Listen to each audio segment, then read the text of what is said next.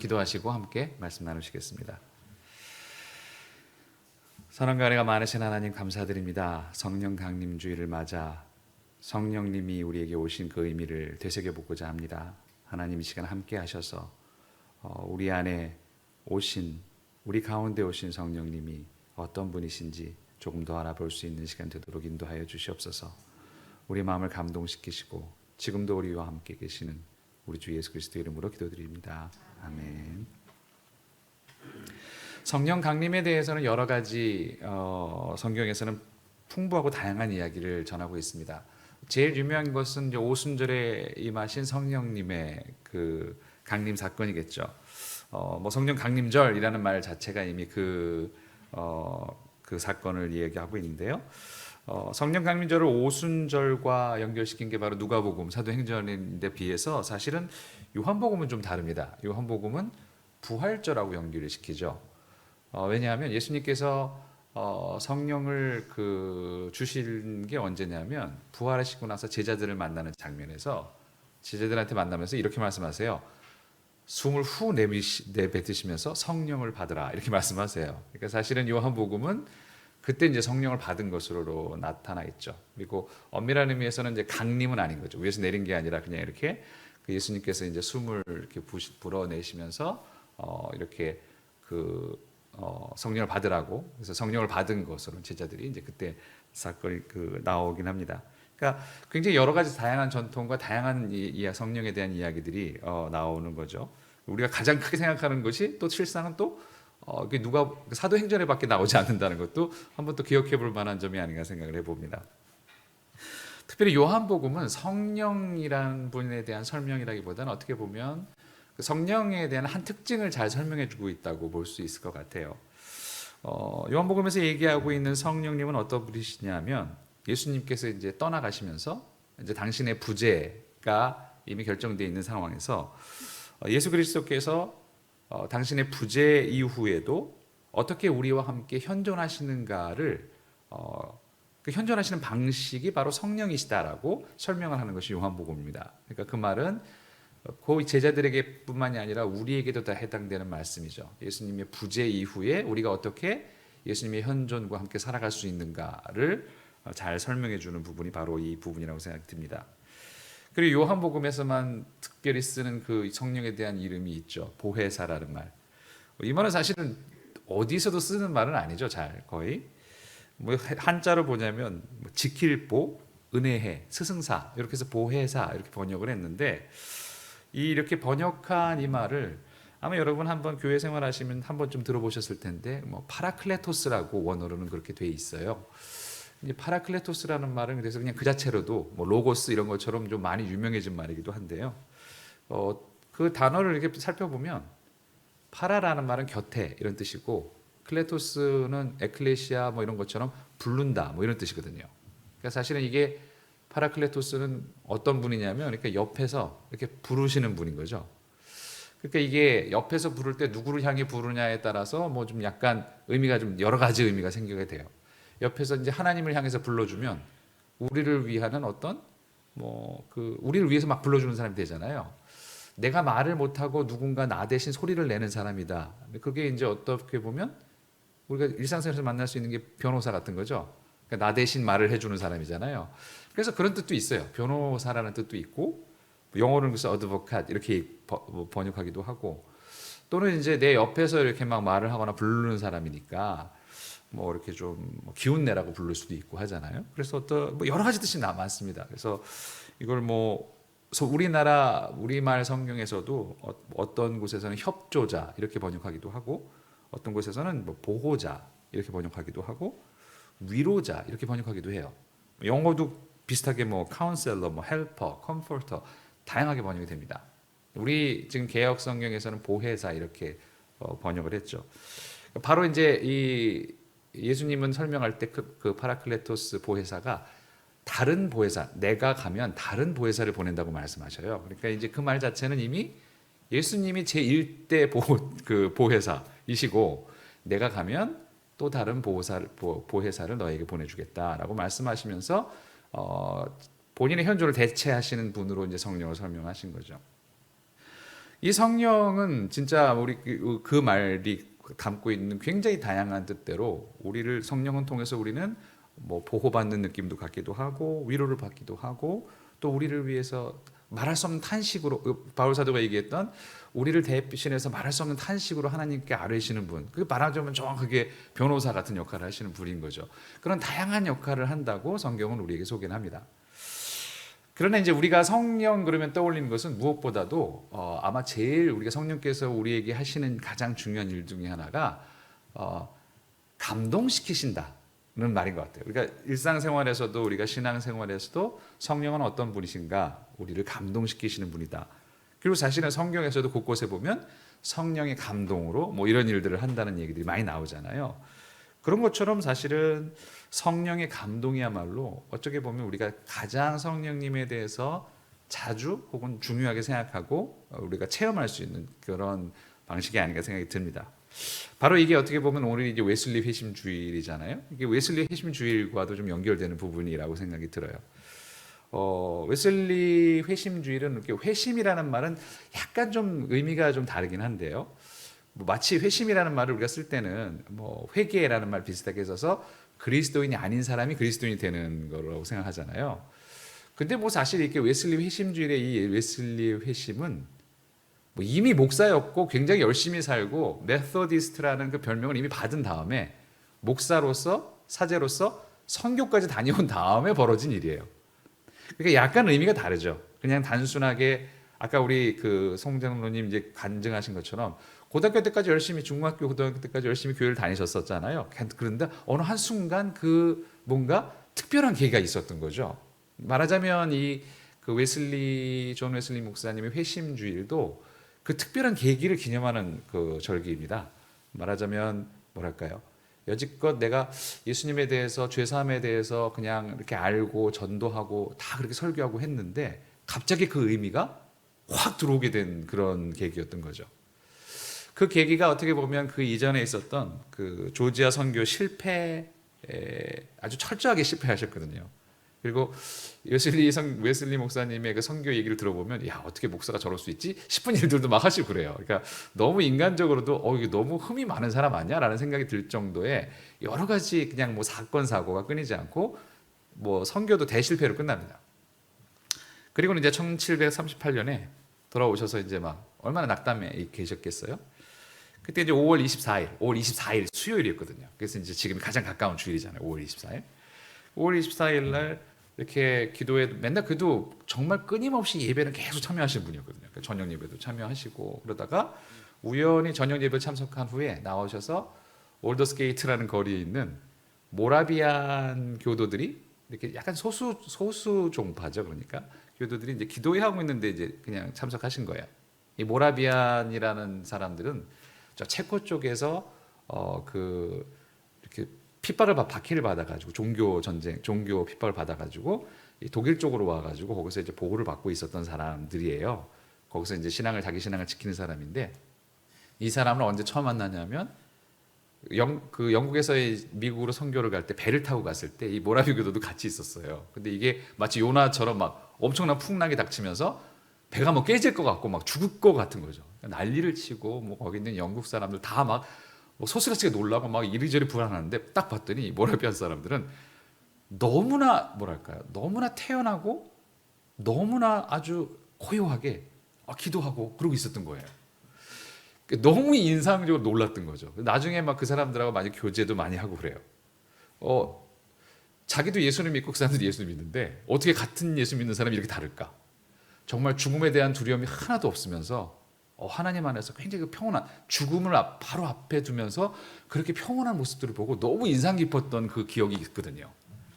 그러던 사람들이 이제 모여서 이제 집회하는 그런 기도회였는데 거기를 이제 우연히 들어가게 된 거예요. 그런데 거기서 마침 뭘 읽고 있었냐면 거기서 읽고 있었던 책이 마틴 루터가 썼던 로마서 주석, 로마서 이제 설명이죠. 그러니까 로마서에 번역한 거에서 로마서의 서문을 읽고 있었어요.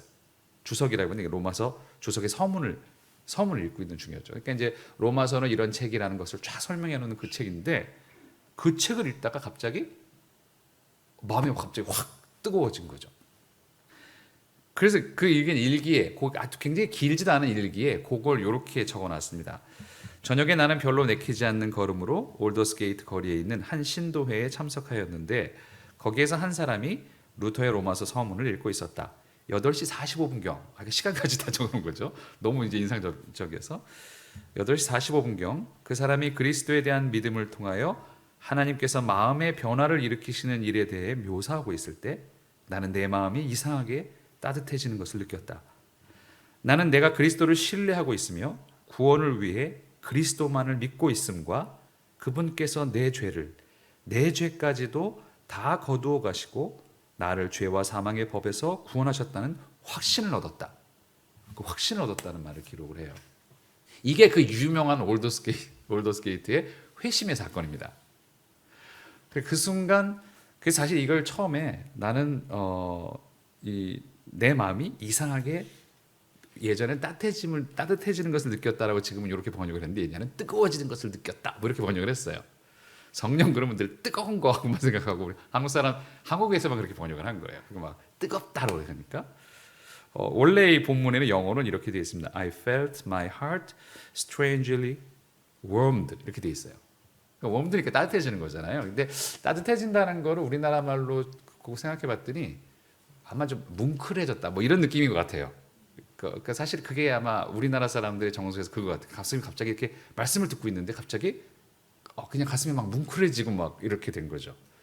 이걸 이제 예전에 번역했을 때 막 뜨겁다고 막 이렇게 번역을 했는데 약간 오버해서 번역을 한 거죠. 성령이 뜨거운 성령 뭐 이러면서 이렇게 한국 교회에서 한참 그럴 때 이걸 뜨거워짐을 느꼈다고 번역을 했는데 그냥 그렇게 막 그 말씀을 듣다가 뭉클한 거죠. 갑자기 이렇게 감동이 온 거죠. 정말 하나님이 나를 구원하셨구나. 그 확신을 얻은 장면이 바로 그걸 이제 회심이라고 우리가 불렀던 거죠. 그러니까 이 회심은 다시 한번 말씀드리지만 예수를 믿지 않았던 사람이 믿게 되는 회심하고는 좀 다른 차원의 회심입니다. 그러니까 우리 지금에서도 느낄 수 있는 그런 체험 같은 거죠. 갑자기 마음이 뜨거워지면서 감동을 받고 거기서 모든 그 자기 신앙의 방향이 완전히 달라지는 그런 경험을 하게 된 게 이제 웨슬리의 일이었죠. 웨슬리의 그 회심이었습니다. 흥미롭게도 이 로마서 서문 중에 쭉 등장할 때 바로 오늘 읽었던 이 본문도 등장을 해요.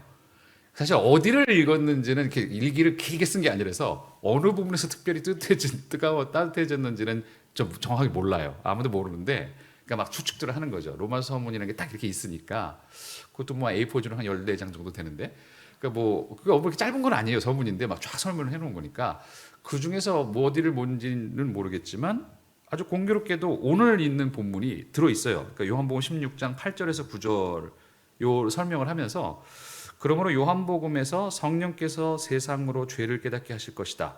그들이 나를 믿지 않기 때문이다 라고 말씀하실 때 그리스도는 불신앙을 유일한 죄라고 하셨다. 이런 부분도 들어있어요.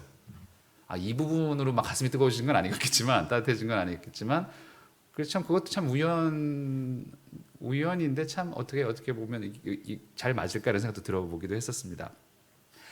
감동을 받았을 때 그 다음에 바로 웨슬리에게 일어난 사건이 뭐냐면 그는 성령의 어쩌면 그것으로 그의 목회가 모든 것이 좌절되거나 그냥 무너질 수도 있었을 거예요. 그 철저한 그 실패로 인해서. 근데 그 사건으로 인해서 그는 남은 생애를 정말로 엄청난 결단과 헌신으로 보냈습니다. 즉 감동은 철저한 행동으로 이어졌던 거죠. 성령께서 우리를 감동시키시는 것은 단순히 감동만 한 것으로 그냥 막 뭉클하고 막 가슴이 따뜻해지고 확신을 얻었어가 아니라 그것이 새로운 행동으로 그리고 좀 더 급진적이고 철저한 행동으로 이어졌다는 것이 굉장히 중요한 성격이라고 볼 수 있습니다. 그러니까 웨슬리 목사님에게도 그게 그렇게 나타났고 우리에게도 그러해야 한다는 것이죠. 오늘의 본문도 사실은 성령에 대한 여러 가지 측면 중에서 특별히 행동하게 하시는 성령에 대한 말씀들이 오늘 성령의 말씀에 담겨 있습니다. 이 보혜사에 대한 이야기는 우리가 지금 사실은 16장을 읽고 있지만 14장부터 계속 나오고 있어요. 14장에서 보면 14장에서 보면서 보혜사 역할은 어떤 역할이냐? 내가 다른 보혜사를 보낼 텐데 우리와 그러니까 늘 우리와 함께 있도록 하기 위해서 그러니까 현존을 느낄 수 있게 하는 거죠. 그리고 또 하나는 기억나게 하실 것이다. 우리가 내가 말한 것을 다 상기시키시고 기억나게 하실 것이다라고 그런 굉장히 중요한 두 가지 측면을 이야기해요. 그러다가 바로 오늘 우리가 읽은 이 15장 마지막 절에서 26절 26절부터 16절에 걸쳐서 나오는 것에서 성령에 대한 무엇을 얘기하냐면 성령께서는 증인의 역할을 하도록 하신다는 이야기를 합니다. 증인의 역할을 담당하시고 친히 우리로 하여금 증인이 되도록 만드시고 증언하게 하신다는 말씀들을 오늘 우리 이 말씀을 통해서 얘기를 하십니다. 그렇게 행동하게 하신다는 거죠. 13절은 과연 그분 성령 그 자신이 증인이라고 먼저 말씀을 하십니다. 오늘 읽은 13절의 성경은 이렇죠. 그러나 진리의 성령이 오시면 그가 너희를 모든 진리 가운데로 인도하시리니 그가 스스로 말하지 않고 오직 들은 것을 말하시며 장래일을 너희에게 알리시리라. 스스로 말하지 않고 오직 들은 것만을 말하는 사람, 자기 말을 보태지 않고 들은 것만을 말하는 사람은 바로 우리는 그런 사람을 증인이라고 부릅니다. 증인은 자기가 뭐 듣거나 생각한 내 생각은 이래라는 걸 붙여서 얘기하는 게 아니라 정말 들은 대로만 얘기해야 되는 사람이죠. 본대로만 얘기해야 되는 사람이 듣고 본대로만 얘기하는 사람이 바로 증인입니다. 성령께서 그렇다고 말씀하십니다. 성령께서는 아버지께 듣고 자기가 경험한 것만 말씀하신다고 하십니다. 그리고 나아가서 우리도 성령을 통해서 증언하게 될 것이라고 말씀하십니다. 사실은 이 행동으로 나아간다는 것, 그러니까 그냥 감동받고 끝나는 것이 아니라 뭔가 다른 타인을 향한 행동으로 나아가게 된다는 것. 웨슬리 목사님이 그랬던 것처럼 사실은 이 성격은 무언가 움직이고 행동하게 한다는 성격은 성령의 또 다른 별칭을 우리가 읽었죠. 진리의 영이라고 했을 때 그 진리라는 성격도 과연 그렇습니다. 보통 진리 그러면 우리는 굉장히 뭐랄까 철학적이고 사변적이고 뭔가 지금 고정적인 것처럼 생각하죠. 진리를 깨달아야 되고 진리에 가까이 가야 되고 이렇게 생각하잖아요. 뭐 빌라도가 사실 유명한 대화죠. 이렇게 신문을 할 때 예수께서 요한복음 18장 38절에 나오면 그런 말을 마지막에 막 쫙 신문을 하다가 빌라도가 마지막 요한복음에서만 그 말을 해요. 딱 이렇게 물어보죠. 진리가 무엇이냐? 이렇게 물어본단 말이에요. 진리가 무엇이냐? 이렇게 물어봤을 때 예수님은 거기에 대해서 대답은 안 하십니다. 사실 이 진리는 무엇이냐라는 말은 사실은 빌라도의 이 대답은 이 질문은 두 가지 면에서 잘못된 것이었어요. 그래서 사실 예수님이 대답은 안 하셨다는 이것은 굉장히 중요한 의미를 갖게 됩니다. 왜냐하면 뭐가 잘못됐냐면 첫 번째는 진리가 무엇이냐고 물어봤죠. What? 이렇게 물어봤죠. 진리가 무엇이냐 이렇게 물어봤죠. 그러나 성경에서 특별히 요한복음에서 예수님은 진리를 뭐라고 설명하셨나요? 혹시 여러분 기억하시나요? 예수님께서 진리에 대해서 하신 말씀이 요한복음 14장 6절에서 우리가 늘 외우는 말씀이죠. 내가 곧 길이요 진리요 생명이다 이렇게 말씀하셨어요. 내가 진리다 이렇게 말씀하셨죠. 그 말씀은 진리라는 것은 무엇이다 라고 얘기할 수 있는 게 아니라 나다 라고 말씀하신 거죠. 그것은 진리는 인격이라는 거죠. 그리고 흥미로운 점은 또 두 번째 문제점은 이런 거죠. 예수님께 대해서 진리는 무엇이냐라고 말로 물었을 때 예수님은 대답을 하지 않으셨어요. 말로 대답하지 않으셨어요. 그러니까 그 말은 말로 이렇게 할 수 있는 그런 성질의 것이 아니라는 거죠. 예수님은 본인이 진리라는 것을 무엇으로 보여주셨냐면 본인의 사랑으로 보여주셨습니다. 내가 너희를 이렇게 사랑한 것. 이게 예수님의 진리라는 것은 우리가 그것을 말을 통해서가 아니라 그분의 삶과 행동과 사역을 통해서 우리가 진리라는 것을 알게 되었던 것이죠. 진리는 무엇이 아니라 인격이고 말이 아니라 행동이라고 바로 예수님이 말씀하신 것처럼 모든 것은 그렇게 행동으로 이어지게 됩니다. 그런데 이 증언은 성경에서 뭐라고 얘기하냐면 이 증인과 증언은 갈등을 증폭시킨다고 이야기를 합니다. 오늘 사실 성서 일과에서는 우리 요한복음 16장 1절부터 3절까지는 이렇게 재해놨어요. 뺐어요. 그걸 이제 성서 일과에서는 이제 그걸 빼고 이제 위에 증언에 대한 내용에만 쭉 이렇게 집중하는 거 그렇게 했는데 오늘 우리 본문에서 같이 읽어봤죠. 성서 일과에서는 제외된 이 부분이 16장 1절부터 뭐 1, 2, 3절 이런 걸 읽어보면 거기 무슨 내용이면 출교하게 되고 사람들에게서 핍박을 받는 내용이 나옵니다. 사실 성령께서 오신 게 세상의 핍박과 증오로부터 보호를 하실 거라고 생각을 하는데, 우리는 세상의 핍박과 증오로부터 우리의 보호를 위해서 오신 게 아니라 오히려 그 세상의 핍박과 증오를 증폭시키시기 위해서 오셨다라고 성경은 이야기하는 셈이죠. 왜 그럴까? 이 증오는 세상이 원하지 않는 그런 행동을 포함하고 있기 때문입니다. 이 증오는 이 세상이 가장 소중하게 여기고 가장 지키고 싶어하는 삶의 태도와 방식을 공격합니다. 예수께서 친히 보여주셨고 전하기를 원하는 사랑이라는 것은 바로 이런 것이죠. 그 증인은 정말 듣기 싫은 말을 한다는 거죠. 내가 세상이 가장 소중하게 여기고 가장 아름답게 여기고 지키고 싶어하는 그 모든 것들에 대해서 아니다라고 얘기하는 그 증인이라는 것이죠.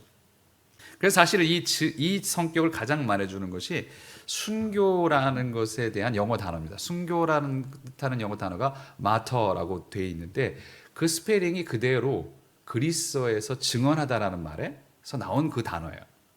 그러니까 이미 그 증언하다라는 말은 순교라는 말과 연결되어 있다고 이미 그리스도인들은 처음부터 생각을 했던 거죠.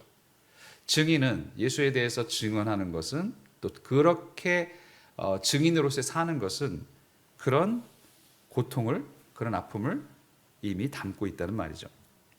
성령이 하시는 가장 중요한 일들 중에 하나가 바로 이것입니다. 성령께서는 거스르는 삶, 이 세상의 삶과는 다른 거스르는 삶과 그 삶에 대한 증인이 되라고, 그 삶에 대해서 증언하라고 우리를 부르십니다. 예를 들자면 이런 거죠. 지금 뭐 사실은 투기의 광풍 시대라고 하지 않습니까? 무슨 뭐 여러분 들어보면 무슨 뭐 비트코인이니 뭐니 뭐 그런 많은 일들이 나오고 뭐 지금 영혼까지 끌어모아 가지고 뭐 20대들이 뭐 투자를 하고 있다고 뭐 이런 얘기들을 많이 하죠. 사실 모두가 투자라는 미명으로 투기를 정당화할 때, 그리고 재테크라는 말이 테크닉이잖아요. 사실은 부의 증식에 관한 테크닉, 이거를 막 연마를 하는 거죠. 어떻게 하면 부를 이렇게 증식시키는 테크닉을 배울까? 모든 사람들이 그냥 별 생각 없이 다 따라가고 있을 때 다른 삶의 가치를 살아가면서 몸소 그것을 증언해야 되는 사람들이 바로 그리스도인들인 셈입니다. 그러니까 이런 사람들은 여기가 고향이 아닌 사람들이죠. 여기가 고향이 아닌 사람들일 수밖에 없습니다. 세상 사람들이 다 이것이 소중하다고 생각하고 다 그것에 같이해서 밀려나갈 때, 한 예로만 들은 건데요. 뭐 그 비트코인이라는 얘기, 그것과 관련해서 그건 아니다라고 증언하고 그 증인으로 살아가야 되는 사람들이라는 거죠. 그래서 고향이 아닌 이 사람들을 성경이 부르는 이름들이 바로 이런 얘기입니다. 뭐 떠돌이, 나그네, 뭐 이방인, 임시체류자 이렇게 부르는 거죠. 저는 여러 가지 이 번역 중에서 임시체류자라는 말이 제일 적절하다는 생각이 들었었어요. 그래, 임시체류자. 그냥 임시체류자죠. 베드로전서 2장 11절은 아예 우리의 정체성이, 그리스도의 정체성이 이런 사람들이라고 말하면서 이렇게 얘기를 합니다. 사랑하는 여러분, 나는 나그네와 거류민 같은 여러분에게 권합니다. 영혼을 거슬러 싸우는 육체적 정욕을 멀리 하십시오. 이 나그네와 거류민이라는 표현은 정확하게 창세기 23장 4절에서 아브라함이 스스로를 가리켜서 했던 말입니다. 아내의 무덤 자리를 찾으면서 그때 창세기 23장 4절에서 믿음의 처음 사람이었던 아브라함은 이렇게 얘기합니다. 나는 여러분 가운데 나그네로 떠돌이로 살고 있습니다. 죽은 나의 아내를 묻으려고 하는데 무덤으로 쓸 땅을 여러분들에게서 좀 살 수 있게 해주시기를 바랍니다. 이 나그네와 떠돌이, 아까 베드로전서에서는 나그네와 거류민 이렇게 다른 말로 번역을 했지만 원문에서 보면 둘 다 똑같은 말이에요. 그러니까 본인 스스로를 믿음의 처음 사람은 뭐라고 얘기했냐면 나는 임시체류자일 뿐이다. 여기 잠깐 떠돌이처럼 사는 사람일 뿐이다 라고 이야기를 했다는 거죠. 그것을 베드로전서에서는 바로 우리 모두가 그렇다고 얘기를 합니다. 믿음에 대한 얘기는 단순히 믿음의 처음 사람인 아브람뿐만이 아니라 그 모든 사람들이 그랬다는 말을 히브리서 11장에서는 그 이야기를 합니다. 히브리서 11장은 믿음의 선조들에 대한 쫙 얘기를 하잖아요. 중간에 한복판에 히브리서 11장 13절은 이렇게 얘기를 합니다.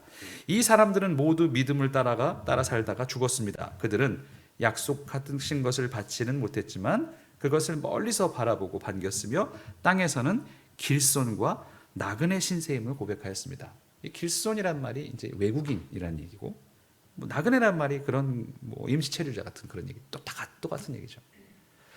믿음의 처음 사람뿐만이 아니라 믿음의 선조들이 다 그랬고, 베드로전서에 와서는 우리가 바로 그런 사람들이다. 우리는 임시체류, 여기서 모든 것을 누리고 가지려서 그런 사람들이 아니라 우리는 그냥 여기서 임시체류자일 뿐이다. 나도 나를 그렇게 느끼고 타인도 나를 그렇게 느끼는 그런 사람이다 라고 성경은 이야기하고 있는 거죠. 임시체류자 증인, 이것이야말로 성령께서 우리에게 선물하시는 새로운 정체성입니다. 그런데 그것은 뭐 굉장히 이렇게 노마드 그러면 굉장히 불쌍하고 좀 처량한 느낌이 들잖아요. 이것은 어쩔 수 없이 막 운명처럼 어두운 운명처럼 주어진 뭐 비참하거나 불쌍한 유랑민의 삶을 뜻하는 것이 아닙니다. 이것은 기꺼이 우리가 선택한 삶이고 은혜를 누리는 유일한 길입니다. 그러니까 결국 이 길은, 이 임시체류자의 삶으로 부르신 것은 우리를 은혜의 길로, 은혜로 들어오라고 부르시는 길이시죠. 이것이 은혜인 것은 예수께서 바로 그 길 위에서 우리에 앞서 걸어가시고 계시기 때문입니다. 아니요, 더 나아가서 사실 예수님께서 바로 그 길이십니다. 아까 우리가 봤던 그 글처럼 나는 길이요, 진리요, 생명이라고 말씀하셨잖아요. 거기가 유일하게 생명이 있는 곳이라고 예수님께서 말씀하셨습니다. 가시밭 같고 죽음이 우리 앞에 있음에도 불구하고 예수님께서 우리를 글로 부르시는 이유는 한번 죽어봐라가 아니라 이거야말로 유일하게 살 수 있는 생명의 길이니까 제발 일로 오렴이라고 우리를 부르시는 것이죠. 참 생명을 누리는 유일한 길로 우리를 초대하시는 것입니다.